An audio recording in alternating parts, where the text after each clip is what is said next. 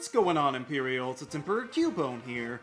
Pokemon evolution is a fascinating concept that serves as the cornerstone of progress throughout any type of Pokemon journey, just as much as any gym badge, letting you watch your friends grow and change into even more powerful forms. However, not all evolutions are the same.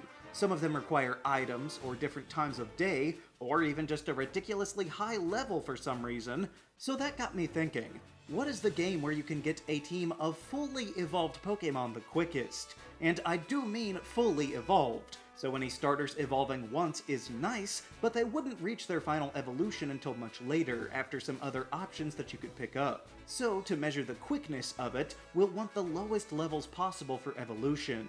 So just because you get a Pidgeotto at level 18, it would take a lot more effort to get a Pidgeot at 36 than it would, say, a Golduck at 33.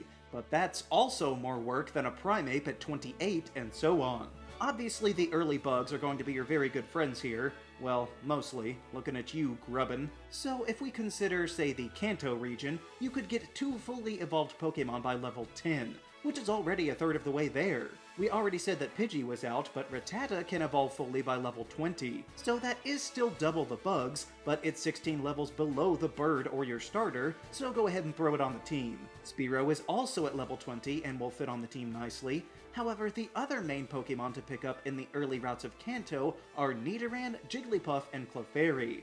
Now, luckily, both Nidoran evolve at level 16, but the beauty of these poison middle stage creatures is their use of the Moonstone to evolve instead of by level up. Now, in most cases, that's not exactly as quick as it may seem, because while you could instantaneously evolve your Pokemon first thing, in actuality, you don't usually have access to those evolution stones very early on. So it's not exactly the speediest option to have to wait for the department store. Like, sure, you can grab a Pikachu before facing Brock, but there are no Thunderstones around. However, luckily for us, the trip through Mount Moon does provide us with a Moonstone or two, so you could conceivably have a Nidoking or Nidoqueen by level 16, and then a Clefable or a Wigglytuff as soon as you can grab the stones. But if you can't manage to find them somehow, which seems highly unlikely to miss both, there is an Ekans that you could fall back on that evolves at level 22, so that's pretty quick all things considered. You could have a fully evolved team by Misty with a max of 22, but surprisingly, Kanto is closer to the middle of the pack, all things considered. The Unova region lacks the bugs early on, so it's mostly the level 20 Patrats and Purloins, but there are quite a few extenuating circumstances, like Woobat evolving by friendship. Ideally, you could form a great bond with your Pokemon, and they would evolve nearly immediately. And this actually happened to me when I used a Swaddle. My Swadloon loved me so much that the very next level it became a Leavanny at 21. So that is possible, and I'll put it on the list, but you do have to wait all the way until Pinwheel Forest for that. The other good news is that Pinwheel Forest also lets you catch either Sock or Throw, and since they are single stages, they are considered fully evolved. That may be cheating a bit, but honestly most of the games don't really supply a lot of single stage Pokemon in the beginning routes, mostly because it would probably be pretty unsatisfying to have a Route 1 Pokemon be stagnant for the entire game. But what's holding Unova back is either the Monkeys or Munna all requiring a stone to evolve, which makes it all the way until Castelia at a minimum to have a fully evolved team, but maybe even later than that. There are a couple of better options in Black and White 2, like Riolu or Azurill, who eventually evolve with friendship, but then you lose out on some of the other options from before, so there's just not enough of a spread of good Pokemon that could be fully evolved so soon. But this is not a problem that would be fixed completely with modernity, because even the most up-to-date game, Legends ZA, starts out promising with low bugs, but then it has several level 20s to fill out the team, possibly even relying on a level 25 Esper if you can't get your Eevee to like you enough to evolve.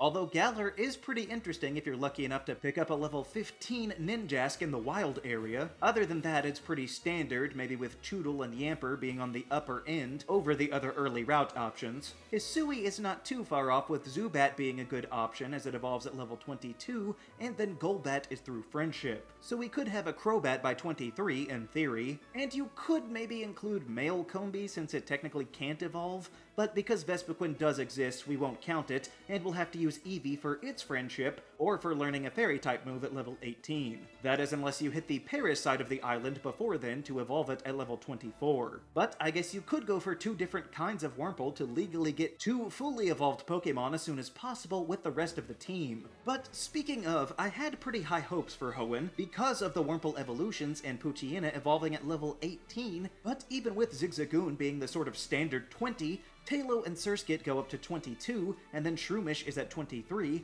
and that's all the way over in the Petalburg Woods, which is quite a bit of real-world time to even get over there. But even though there are a lot of other Pokemon around, they seem to have more 3-stagers here than usual. And it's not like Wingull at 25 is any better. The actual time of traversing the region is something that has to be considered if we're looking for the quickest options. And it also holds back Sinnoh, because while Kricketot and Bidoof evolve super early, Starly and Shinx do not, at least not fully. You can, however, get an Abra who evolves at level 16, and in theory could immediately do so again through trading. So if you've got 2 DSs lying around, then a level 16 Alakazam would put in some pretty phenomenal work. However, the other options would all likely be a long time to evolve, like Magikarp here, or to actually get your Zubat to like you in the Rock Gym, so you might as well go all the way to Valley Windworks and pick up a Pachirisu, who is fully evolved. But that's basically at the second gym, so that can hardly be considered the quickest route to the end goal here, if it's close to 3 hours before you can hopefully trade a Geodude or a Machop or something. Surprisingly, Johto is not too bad here. It starts out great with Sentret and Leddyba being very low, going on to the more standard Hoothoot and Rattata, only to go back down by finding Metapods or Kakunas, so that's pretty nice. But the problem is, those Pokemon are found at different times of day, so even if you cheated and went into the system clock to change things around, that still takes up actual time.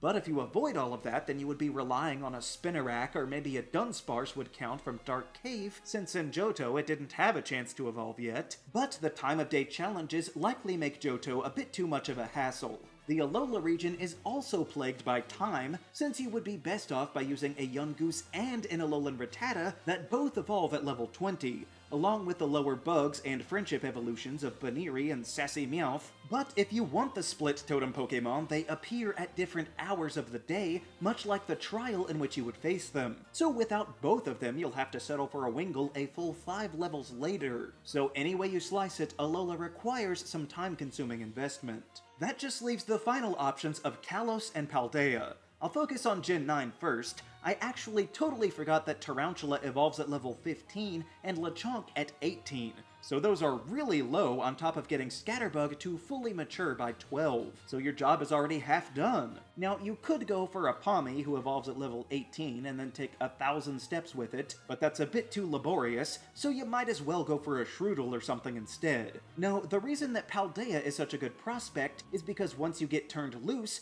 you can run around to collect up to 3 single-stage Pokemon. I accidentally got a Flamigo before I even reached Los Platos, just because I wanted to explore, and it was shockingly good right at the start too. Much better than a Squawkabilly could ever be, but you can catch one of those. So you could totally use these unevolving Pokemon to meet the criteria of the team. However, I'm hesitant to say that Paldea would be the fastest, because that point where you do get turned loose is about an hour into the game after going through a cave with the mascot and all of that. So if you can button mash your way through all of the walls of dialogue quick enough to make booting up Scarlet or Violet worth your time, Paldea could be the winner here. However, I do feel like Kalos is structured better for evolving Pokemon as quickly as possible, not just spamming single stagers. See, in Kalos you run right through Route 1 without any Pokemon, which is pretty quick, but in the very next patch of grass on Route 2, you can catch up to 3 separate Pokemon, Caterpie, Weedle, or Scatterbug, all of whom are fully evolved by level 12, plus 2 more that could reach their final stage by 20. And that's easier than ever here because of Santaloon Forest. Plenty of Pokemon regions have an early wooded area, but in X and Y, the first time that you come in here, you have Shauna tagging along to heal your Pokemon for free whenever you want, until you reach the other side.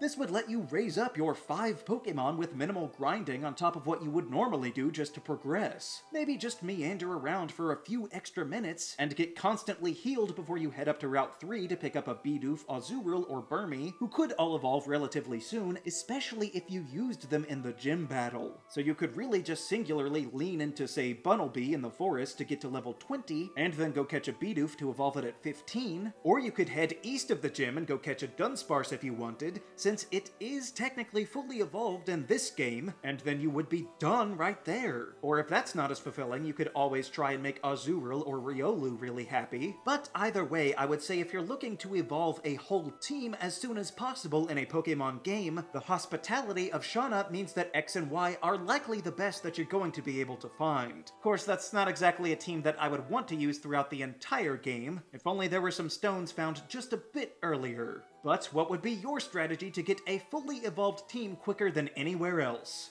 Do you think the unevolvable partner mascots should count? Let me know down in the comments. Also be sure to leave a like, share this video, and subscribe so that you too can become an Imperial today. And until next time, stay grounded!